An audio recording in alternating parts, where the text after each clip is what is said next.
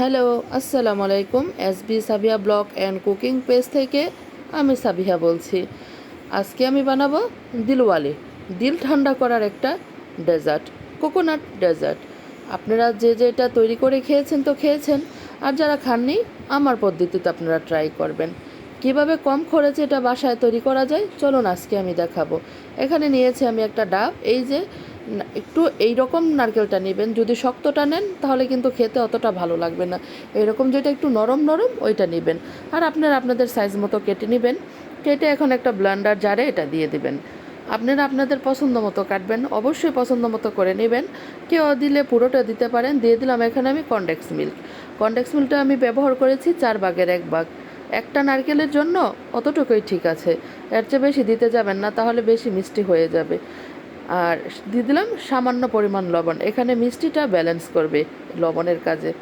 আর সাথে দিয়ে দেবো আমি 1 টেবিল পরিমাণ গুঁড়ো দুধ। গুঁড়ো দুধ দিয়ে এটা আমি সুন্দর করে এখানে দিয়ে দেবো ডাবের পানি।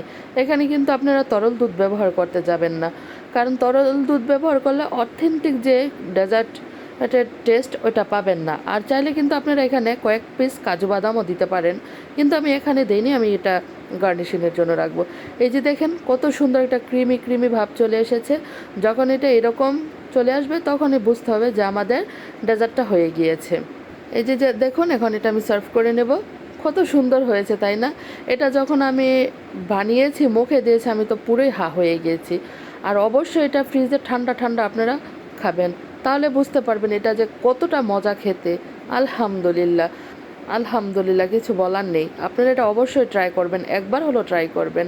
এই যে দেখুন এটা এখন আমি একটু আবার ট্রাই করছি, এটা কতটা মজা হয়েছে, মুখে লেগে আছে, এখনও আবার খেতে ইচ্ছা করছে দেখে।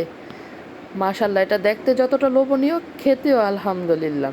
এখন বাইরে থেকে খান সাহেব চলে এসেছে, আমি ফ্রিজ থেকে নামিয়ে ওকে এটা খেতে দিব, দেখি ও কী বলে খেয়ে। চলুন আপনারাও দেখেন, আমিও দেখি ওর মুখের রিয়াকশনটা, তাহলে আমরা বুঝতে পারবো যে আসলে এটা কেমন হয়েছে। এই যে দেখেন, শুধু মুখের দিকে তাকিয়ে দেখুন। আমার ভিডিও যদি আপনাদের ভালো লাগে অবশ্যই আমার পাশে থাকবেন, লাইক করবেন, ফলো দিবেন এবং আমার ইউটিউব সাবস্ক্রাইব করবেন। আল্লাহ হাফেজ, বাই।